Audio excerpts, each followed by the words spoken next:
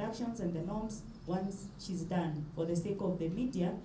From our one of our representative and join us later on as we continue. Do you accept legal standards?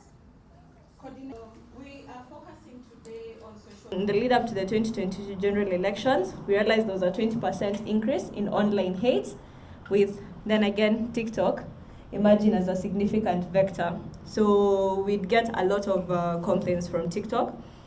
And then we also flagged 2024, the first half, we flagged 95 hate speech cases across X and TikTok and also Facebook, but it was mostly X and TikTok. We also want to establish a standardized framework. We want to strengthen NCIC's capacity, specifically in relation to evidence-based digital monitoring. We also want to enhance public awareness and accountability. We want to promote ethical monitoring of the guidelines, and we also want to capacity build.